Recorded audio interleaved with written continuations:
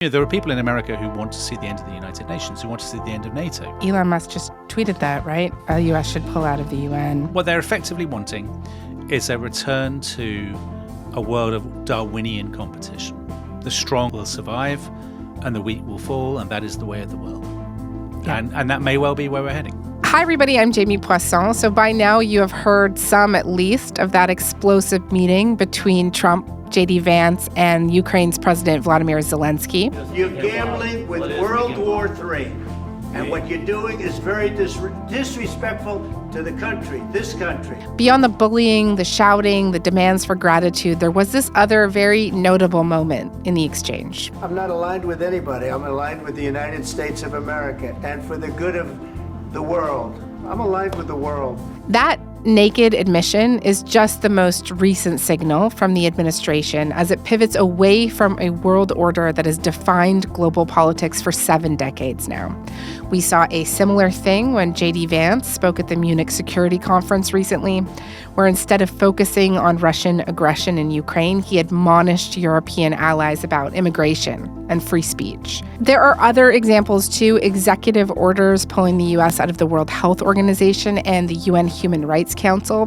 The Secretary of State has been asked to look at all international organizations to determine if they are in line with American interests. This is a seismic shift in the world order, and allies are frankly scrambling. Western leaders, hosted by the UK, met not once, but twice last week to discuss their defense strategies and how to continue support for Ukraine without the Americans. At the end of the summit, UK Prime Minister Keir Starmer had this to say. We are at a crossroads in history today. This is not a moment for more talk. It's time to act, time to step up and lead, and to unite around a new plan for a just and enduring peace. To look back at how and why the world order as we know it came to be and why it is teetering now and also where it could go next, I'm joined by Dominic Sandbrook. Dominic is a historian. He has written several books about post-war Britain, and he is also the co-host of one of my favorite podcasts and one of the most popular history podcasts in the world, The Rest is History. Dominic, thank you so much for coming onto the show. Thank you for having me, Jamie. It's a massive honor. So when we talk about this rules-based international world order, we're talking about the way that countries have conducted foreign affairs and business after the Second World War. And could you just take us back there and explain how it came to be? Sure. So most of the institutions that now people equate with the global order or the Western-led global order originated in the late 1940s. So the United Nations in 1945. At San Francisco, 200 men and women of 50 nations labored to build an organization that will outlaw war for all time.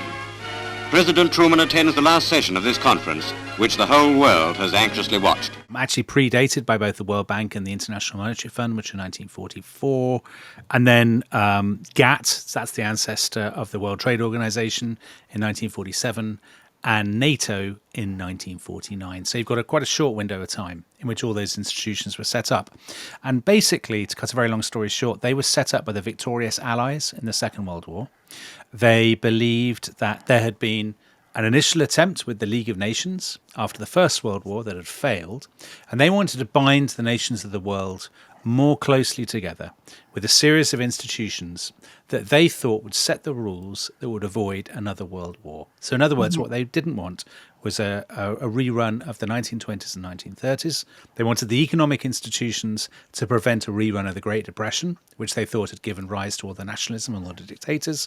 And they wanted the United Nations as effectively a talking shop, where the different nations of the world, and that included the Soviet Union at the time, could get together and could discuss their differences without resorting to, world war straight away. If we had had this charter a few years ago, and above all the will to use it, millions now dead would be alive. If we should falter in the future in our will to use it, millions now living will surely die. And I think there are two really important elements of that for people to get their heads around. Number one is that so much of it was about the security of Europe, because, of course, the two world wars had originated in Europe. And certainly for the Western powers, the priority was to avoid a third world war beginning with a confrontation along what became the Iron Curtain. So that was a really important element of it. And the other important element was about binding the United States into the world order. I mean, that's why the whole Trump-Vance thing is so unsettling for people, because what people wanted to avoid was the isolationism that had followed World War I.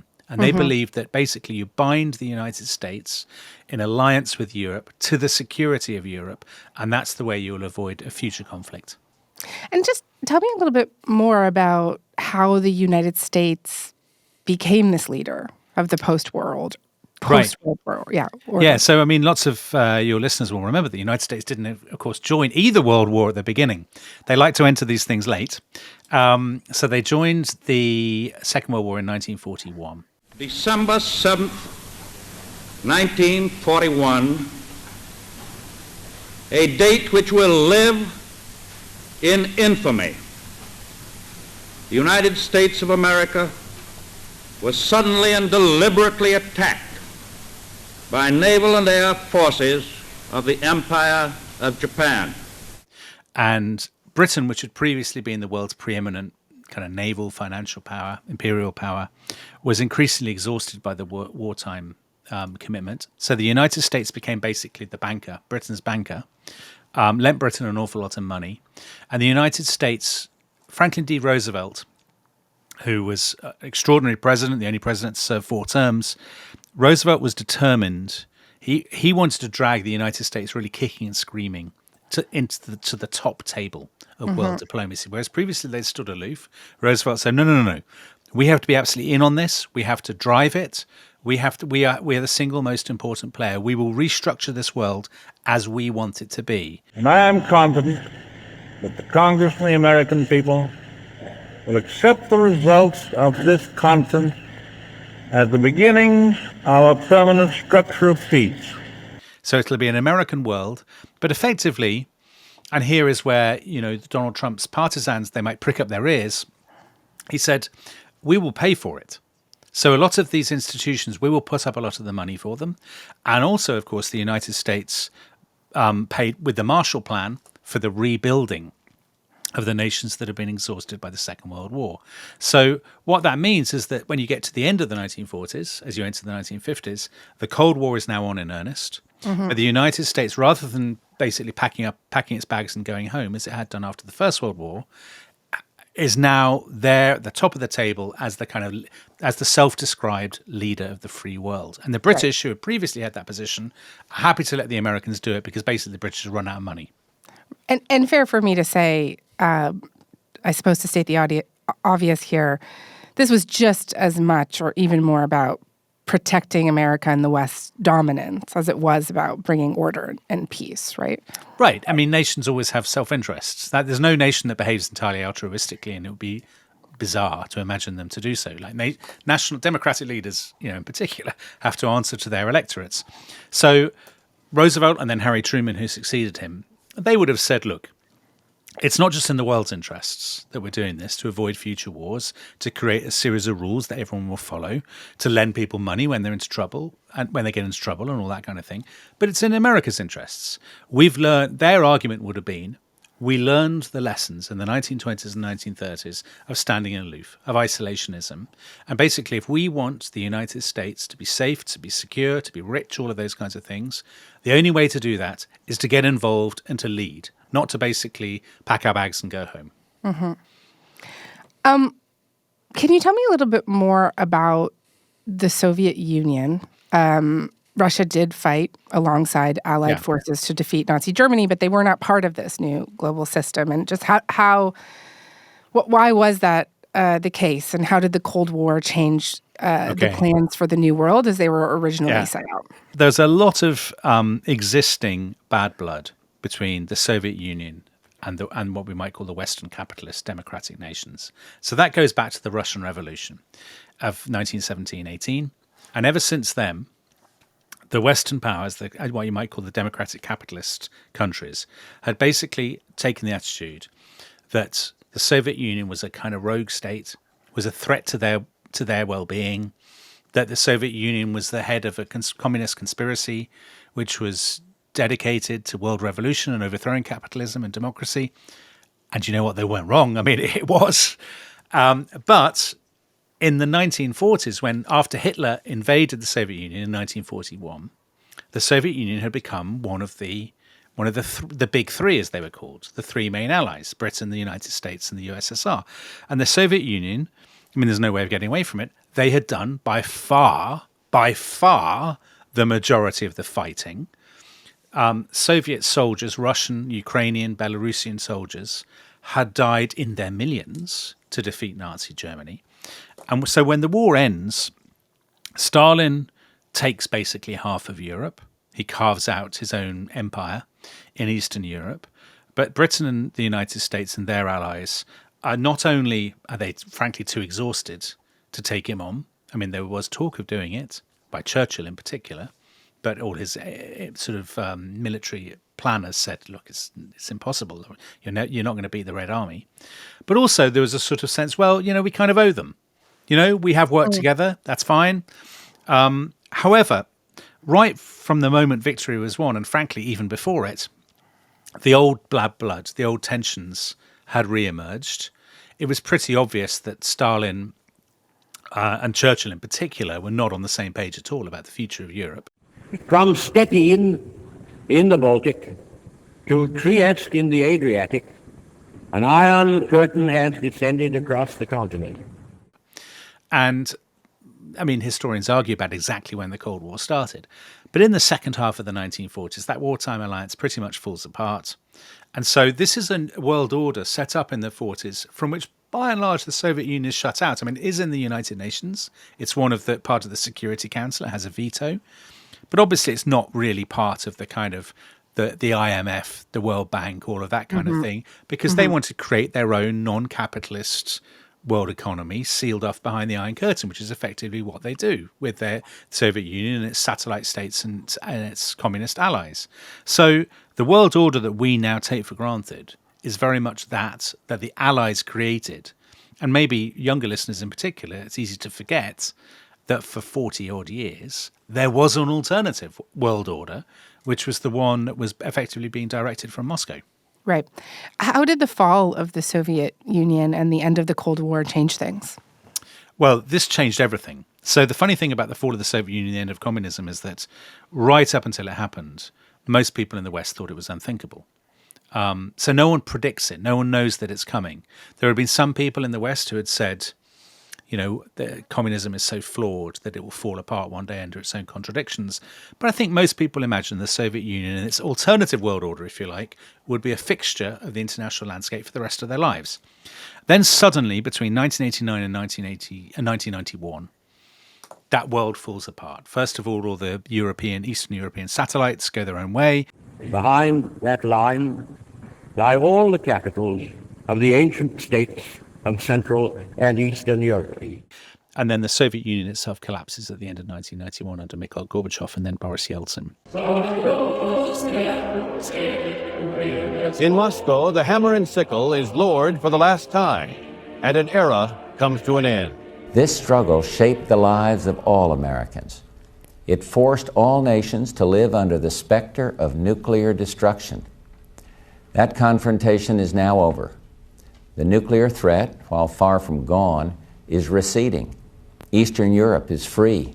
And what that effectively meant was that the Western order, which had always been part of a kind of a duality, there'd always been the other side of the coin, suddenly it's the only game in town. And I think looking back, when we look back now at the 1990s, we in the West were probably very hubristic and very over-idealistic and a little bit complacent. There was an assumption that all the world would basically turn into little capitalist democracies, that this was the way of things, that the order that had served us so well would work for everybody forever. And of course, we know now that wasn't the case at all, because actually what was happening, particularly if you look at Russia, for example, what was happening in the ruins of the Soviet Union was a chaos and a sort of sense of anarchy, and then the rise of a new nationalist strongman in Vladimir Putin that would end up challenging the Western order. And just tell me more about what has chipped away at that order over those years, right? Because Donald Trump didn't just walk into office a month ago and flip it on its head all by himself, right? No, absolutely not. Donald Trump is not an aberration or an anomaly. He's the expression of something much deeper. And I think it was easy, I guess, to be quite frank with you, easy particularly for kind of people like me, that's to say, well-educated, affluent. For tens of millions of people like me, like lots of people listen to this program, to think that we had it all our own way and to be very complacent. But actually, there were always a lot of losers. So losers within our own society. So people like a lot of, frankly, Donald Trump's voters, people who feel, understandably, that globalization has left them high and dry, that jobs have disappeared, their communities have changed. They feel anxious about the transformative tide of global migration, which basically reshapes their communities, whether they like it or not. They feel that culturally they are sneered at, forgotten, undermined, all of those kinds of things. And those anxieties were there in the 1980s. They were there in the 1980s before the Cold War even ended, in kind of Rust Belt America or in steel towns or those kinds of places, and countries all over the world, in Canada, the United States, whatever. So they were always there. But also, of course, globally, there were people who also felt they'd lost out. So the Russians would be a perfect example of that. They saw their empire fall apart. Their living standards collapsed in the 1990s. Understandably, a lot of ordinary Russians felt very angry, betrayed by what had happened. So I think the Western order, even at the point where it seemed invincible, that it was carrying all before it, the seeds of its collapse were always there. And I think one of the things that so many people forgot in the 1990s is that history never stops. It always keeps rolling on, and no institution continues unchanged forever. I mean, even the Catholic Church has changed, one of the oldest institutions in the world. And I think things like the rise of China, the rise of the internet, the digital economy, which is transformative effects on so many kind of main street, high streets all over the Western world. All of those things gave people a great sense, I think, of dislocation and a feeling of being kind of left out and excluded and whatnot. And then I think that was turbocharged really by the global financial crisis of 2007, 2008. Wow. So talking, from Britain, like in Britain, we have had effectively no growth for almost 20 years as a result of the global financial crisis. So in other words, if you were 10 years old when that happened, you're now 30, you're coming up to 30. And in all that time, the economy has barely grown at all. You know that there's a good chance that your life will not really be, is in your eyes, as good as your parents. You're unable to buy a house as your parents did. And these patterns are reproduced in different forms in lots of other European and Western countries. And so I think as a result of that, that coupled with the rise of social media has given rise to a kind of much more aggressive, intolerant, impatient, populist politics. That means that people just don't want to defer to these kind of institutions and these elite politicians that they would have done 20 or 30 years ago. They feel betrayed and they feel angry. During this time, we're also seeing lots of countries in the global south question the system, right? Like I'm thinking about BRICS, right? The BRICS coalition that was formed in 2009, which includes Brazil, Russia, India, China, South Africa, right? We had the U.S. global war on terror, which, I think a lot of people, a lot of countries questioned, what is the purpose of a rules-based order when they seem to only apply to those in charge, right? Right. How does that fit into this conversation that we're having? Well, I definitely think that, the order that was set up by the Western powers in the end of the Second World War, it undoubtedly benefited the status quo, if you like, the status quo powers. So we're looking at the United States, Britain, France, and so on. And of course, I guess if you were looking at it from the perspective of a newly independent African country, to give an example, you might well say, well, hold on, are these rules not drawn up for the benefit of those who are already at the top? I actually think it's a little bit simplistic to see it just that way, because of course one thing that a lot of countries that defines these countries is, although they are very self-interested, of course all countries are, but there is an element, I think, of still trying to do the right thing. Foreign aid, for example. The United States is a very big donor of foreign aid. It doesn't get reported often because it doesn't really fit into the image that we outside America like to have of America, which is that it's just a sort of bombastic, bullying braggart. That's the image that we in Britain love to have of the US. And we forget that actually the US, gives loads of money to Africa and all this kind of thing. One thing I do think is that when historians look back, it's always reckless for one historian to predict what other historians will say in the far future. But I think they will say that George W. Bush's presidency was uniquely disastrous and toxic for the image of the West, because by waging the war on terror as he did, perhaps not so much in Afghanistan, you can understand why they felt they had to go after the Taliban and Osama bin Laden, but the invasion of Iraq threw away any moral capital that the West had for at least a generation. My fellow citizens, at this hour, American and coalition forces are in the early stages of military operations to disarm Iraq, to free its people, and to defend the world from grave danger. On my orders, coalition forces have begun striking selected targets of military importance to undermine Saddam Hussein's ability to wage war.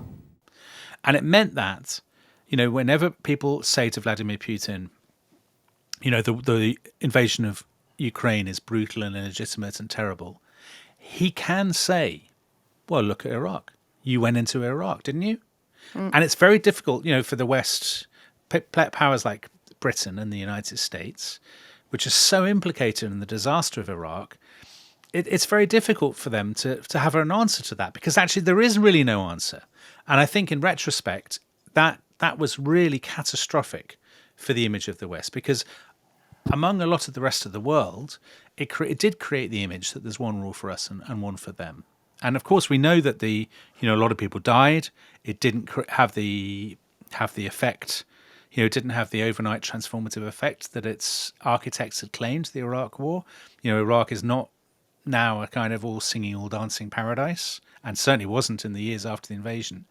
And I think that meant that when you got to, let's say, 2010 or so, you had the rest of the world saying, come on, you guys are a bunch of hypocrites. Can you just tell me more about how Ukraine in particular really became this test for the post-war order?